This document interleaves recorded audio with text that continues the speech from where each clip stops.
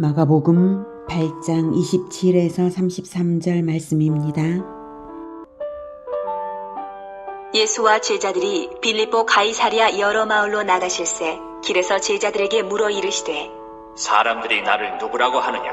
제자들이 여짜와 이르되 세례 요한이라 하고 더러는 엘리야 더러는 선지자 중에 하나라 하나이다. 또 물으시되 너희는 나를 누구라 하느냐? 베드로가 대답하여 이르되 주는 그리스도시니이다. 하매 이에 자기의 일을 아무에게도 말하지 말라 경고하시고 인자가 많은 고난을 받고 장로들과 대제사장들과 서기관들에게 버림받아 죽임을 당하고 사흘 만에 살아나야 할 것을 비로소 그들에게 가르치시되 드러내놓고 이 말씀을 하시니 베드로가 예수를 붙들고 항변하매 예수께서 돌이키사 제자들을 보시며 베드로를 꾸짖어 이르시되 사탄아, 내 뒤로 물러가라.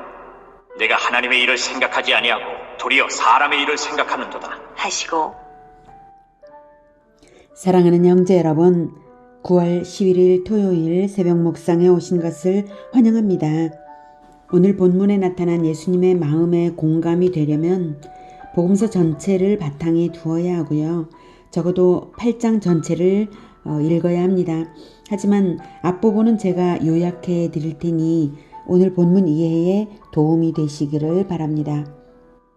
예수님의 명성이 높아질 때에 예수님은 오히려 무리를 피해 다니며 다른 지역으로 전도하러 나가셨는데요. 예수 제자들은 명성에 우쭐해서 무리가 바라는 그것을 제자들도 내심 바라며 세속적 성공에 마음을 두고 있었습니다. 예수님이 자기들을 잘 살게 해줄 왕이 되기를 바랐던 것이죠. 예수님을 못 보고 있었어요. 예수님의 동선은 쉴 새 없이 새로운 지역으로 이동되고 있었습니다.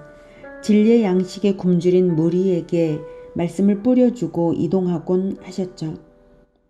칠병이어로 4,000명을 먹이신 이적은 영적 기갈로 굶주린 무리를 불쌍히 여기라고 공감을 부르신 것입니다. 육신의 문제를 통해서 제자들을 가르치시는 초점이 강합니다.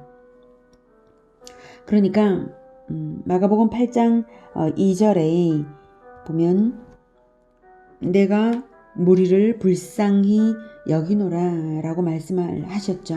무리를 불쌍히 여기셔서 이미 사흘 동안이나 광야에서 노숙하시며 가르침으로 영의 양식을 주신 것입니다.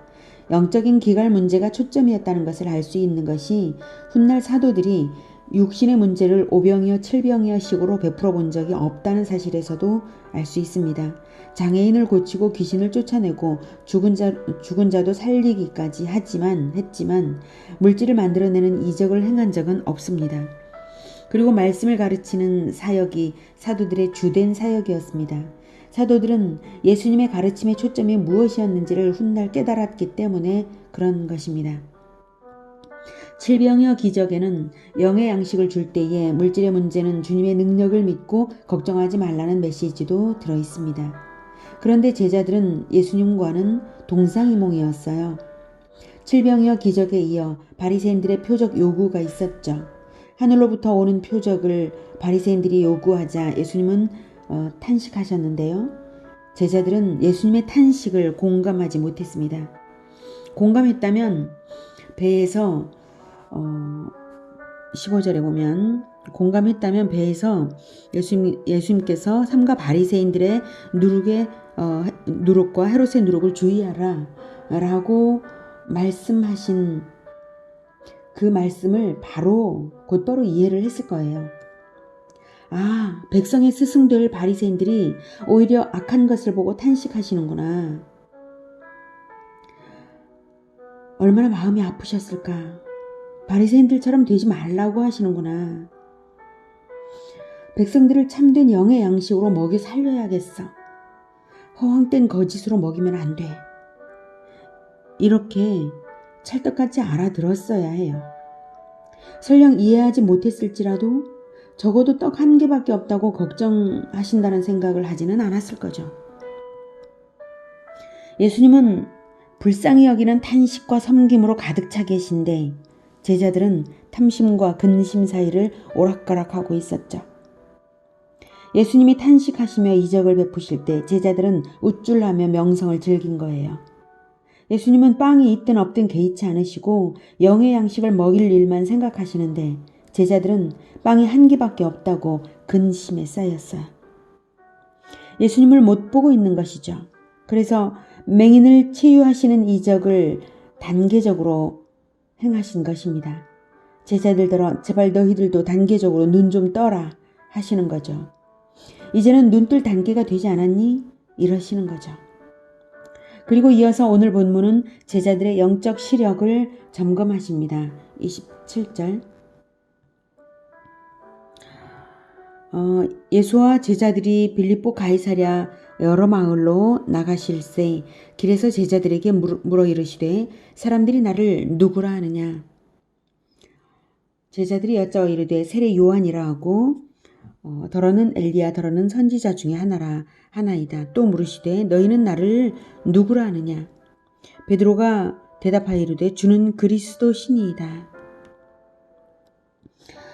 아멘. 영적 시력이 약한 일반인들이야 예수님을 엘리야 정도로 생각을 하든 선지자 중 하나로 생각을 하든 그리스도로 알아보지 못해도 그러려니 합니다. 하지만 제자들은 함께 다니며 모든 것을 보았으니 당연히 알아야죠. 그래서 베드로가 합격점이 되는 대답을 했습니다. 주는 그리스도 신이다. 그런데 베드로가 말은 그렇게 했어도 그리스도가 무엇을 하실 분인지에 대한 개념은 틀려 있었습니다. 다음에 나타난 베드로의 반응으로 알 수 있습니다. 30절. 이에 자기의 일을 아무에게도 말하지 말라 경고하시고 인자가 많은 고난을 받고 장로들과 대제사장들과 서기관들에게 버림바 되어 죽임을 당하고 사흘 만에 살아나야 할 것을 비로소 그들에게 가르치시되. 네. 이에 그러니까 주는 그리스도신이다 라고 대답을 제대로 정답을 말을 했기 때문에 그래서 이에 이렇게 말씀하셨고 이렇게 말씀을 하신 것이죠. 비로소 말입니다.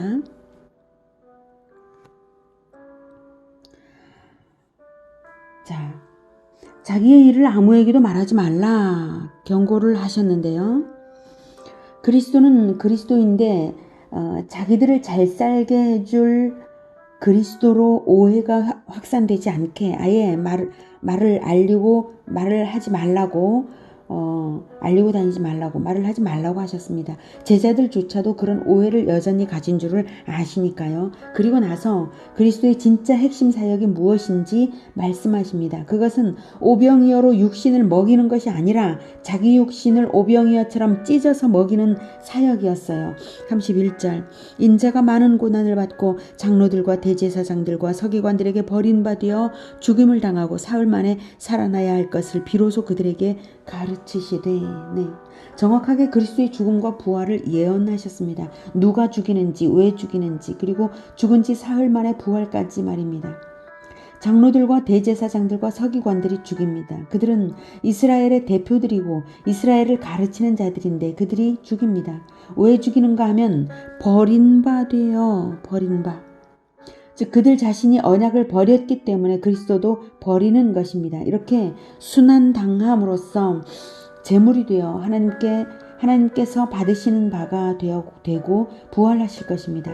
하나님이 받으심으로 부활하는 것이고요. 예수님의 십자가의 죽음은 대속의 제물이 되고 화목의 제물이 되어서 하나님이 받으시고 만민이 믿음으로 받기만 하면 그 가르침을 받아먹고 영생할 양식인 것입니다. 그러니 이 말씀을 받아서 자기들도 주님처럼 고난을 받겠습니다 해야 맞는 거예요. 그런데 베드로는 자기가 생각하던 그리스도가 아니니까 거세게 항변했습니다. 지금 주는 그리스도신이다 라고 대답은 해놓고 그 그리스도가 할 핵심 사역이 무엇인지를 말하니까 항변했습니다. 그럼 베드로가 정답을 말한 겁니까? 아니죠. 32절. 드러내놓고 이 말씀을 하시니 베드로가 예수를 붙들고 항변하매. 베드로는 자기들을 잘 살게 할 그리스도라고 생각한 것이죠. 그리스도의 사역은 자기들의 왕이 되어서 자기들을 잘 살게 하실 뿐이다. 이게 그 당시 군중의 생각이었는데 베드로 역시 다를 바 없었던 것입니다. 그래서 십자가를 지는 그리스도는 받아들일 수가 없었던 것입니다. 하지만 구약 성경은 일관되게 처음부터 끝까지 피 흘리는 그리스도를 말했습니다. 에덴에서부터 죄인이 죽지 않고 회개의 기회를 얻을 수 있었던 것은 그리스도의 피로 맺은 언약이 있었기 때문입니다.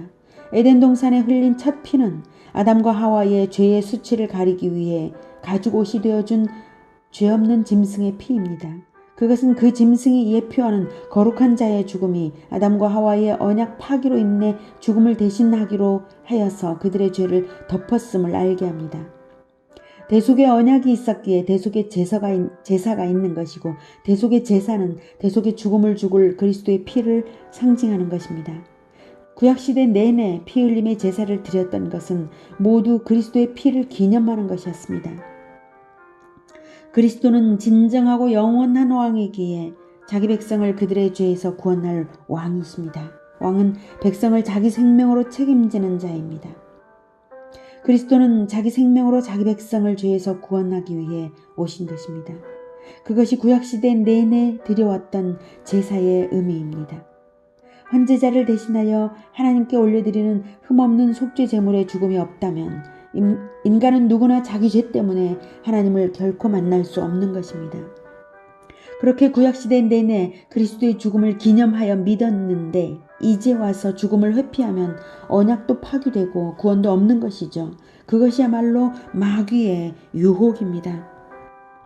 33절 예수께서 돌이키사 제자들을 보시며 베드로를 꾸짖어 이르시되 사탄아 내 뒤로 물러가라. 네가 하나님의 일을 생각하지 아니하고 도리어 사람의 일을 생각하는도다 하시고 베드로는 정치 영웅이 되는 예수님을 기대하며 우쭐래 있었고 사람들을 잘 살게 할 것이라고 마음이 부풀어 있었습니다. 하지만 하나님의 관심은 인간의 구원이고 새 사람이 되는 변화인데 사람은 새 사람이 되고자 하는 것이 아니라 잘 사는 일을 생각합니다.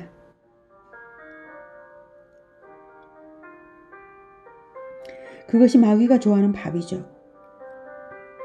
끝없이 잘 사는 일에만 관심을 기울이지 자기가 얼마나 영적으로 맹인인지는 생각지도 않습니다.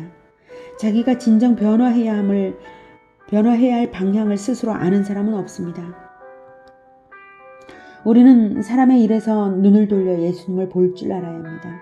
예수님을 봐야 예수님처럼 변화되어 갑니다. 예수님의 마음을 들여다보고 내 마음에 예수님을 받아야 합니다. 내 마음에 받아서 그분을 따라야 합니다. 그것이 하나님의 일입니다. 그러니 십자가를 져야 하지요. 예수님은 죄인을 위해 십자가를 지도록 이 세상에 보내심 받은 하나님의 아들이십니다.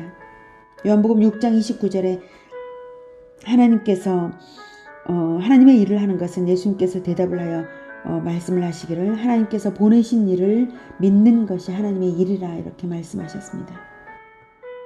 베드로는 주는 그리스도신이다 라고 대답은 했지만 그리스도의 사역을 오해하고 있었습니다. 예수님을 따라다니면서도 예수님을 보지 못하고 있었습니다. 그래서 단계적으로 영적 시력을 고침받아야 하는 것입니다. 십자가를 질 줄 모르면 예수님을 모르는 것입니다. 변화받고 있지 않다면 예수님을 보고 있는 것이 아닙니다. 모르는 것입니다. 오늘은 베드로처럼 우리 자신도 얼마나 영적 시력이 어두운가를 깊이 묵상해 봐야 하겠습니다. 예수님의 빛을 보면서 눈이 열리고 십자가를 지는 데까지 나아가는 우리 모두가 되기를 축복합니다. 기도하겠습니다. 하나님, 우리는 늘 예수님을 배우면서도 예수님을 곁에 모셨으면서도 변화받기를 예수님께 비추어 보아서 변화받기를 바라기보다는 이 세상에서 잘 살기를 바라는 마음이 있습니다. 그래서 세상 사람들에게도 예수님을 믿으면 잘 산다 라고 말하고 싶어 합니다. 잘 사는 것을 통하여서 사람들을 유혹하고 싶어 합니다.